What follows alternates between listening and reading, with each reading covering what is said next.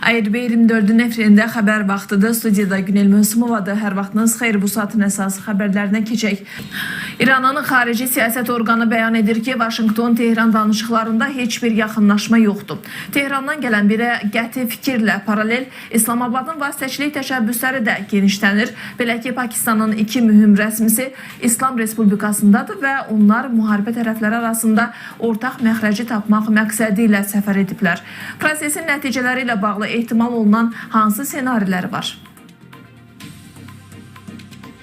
İran və ABŞ arasında müharibənin dayandırılması ilə bağlı aparılan danışıqlar fonunda diplomatik səfərlər daha da intensivləşib. Vaşinqton tərəfi prosesdə müəyyən irəliləyişlərin olduğunu bəyan etsə də, Tehran hələlik razılaşmanın yaxın olduğu fikrini bölüşmür. Bəyan olunur ki, tərəflər arasında əsas fikir ayrılıqları qalmaqdadır və yekun anlaşmadan danışmaq hələ tezdir. İslam Respublikası Xarici İşlər Nazirliyinin mətbuat katibinin açıqlamasına əsasən, hazırki mərhələdə razılaşmanın qaçılmaz olduğu nöqtəyə yaxınlaşmanı söyləmək mümkün deyil. İsmail Bəqainin bu bəyanatı ABŞ dövlət katibi Marco Rubio'nun müsbət irəliləyişlər mesajından dərhal sonra səslənib. Bu da onu göstərir ki, tərəflərin prosesə yanaşması tamamilə fərqlidir.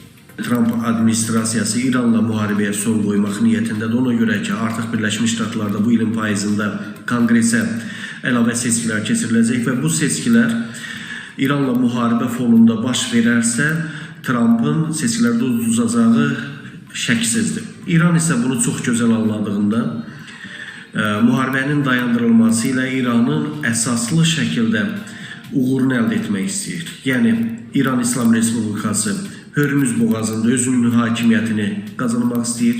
İkinci tərəfdən istəyir ki, gələcəkdə, xüsusilə də yaxın gələcəkdə Amerika Birləşmiş Ştatları ilə İsrail ona hücum etməsinlər, təhlükəsizliyini qorumaq niyyətindədir. Diplomatik prosesin diqqət çəkən məqamlarından biri isə Pakistanın vasitəçilik təşəbbüslərinin aktivləşməsidir. Adı çəkilən ölkənin ordu rəisi Feldmarşal Asim Munir İrana səfər edərək dövlət rəsmiləri ilə görüşlərə başlayıb. Yerli media xəbər verir ki, səfərin əsas məqsədi Tehran və Vaşinqton arasında mövcud fikir ayrılıqlarını azaltmaq və dialoqu davam etdirməkdir. Bununla belə İslam Respublikası Pakistan komandanın bu səfərinin ilkin razılaşma mənasına gəlmədiyini xüsusi vurğulayır. İslamabadın prosesdə fəallaşması əlbəttə təsadüfi hesab edilmir. Bu dövlət müharibə tərəfləri münasibətlərini qoruyan nadir regional aktorlardan biri sayılır. Bu səbəbdən Pakistan son günlərdə hər iki ölkə arasında mümkün körpü rolunu oynamağa çalışır. Həmçinin hazırda Pakistanın Daxili İşlər Naziri Möhsin Rıza Nəqvi də Tehranda səfərdədir və İran rəhbərliyi ilə silsilə görüşlər keçirir.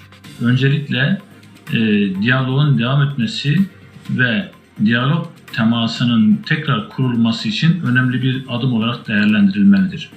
Bununla beraber Amerika Birleşik Devletleri ile İran arasında Hürmüz Boğazı'nın açık tutulması ve enerji arz güvenliğinin tesisine giden yolda önemli bir merhale oluşturabilmek için bu girişimin olduğu da söylenebilir. Aynı zamanda Amerika Birleşik Devletleri ile İran arasında doğrudan siyasi görüşmelerin təmini açısından da bir basamak olarak bakılmalıdır. Beləliklə, diplomatik kanallar açıq saxlanılsa da, tərəflərin açıqlamaları hələlik kompromisin asan olmayacağını nümayiş etdirir. Analitiklər deyirlər ki, indiki məqamda əsas mübarizə hərbi meydandan çox diplomatik masada gedir.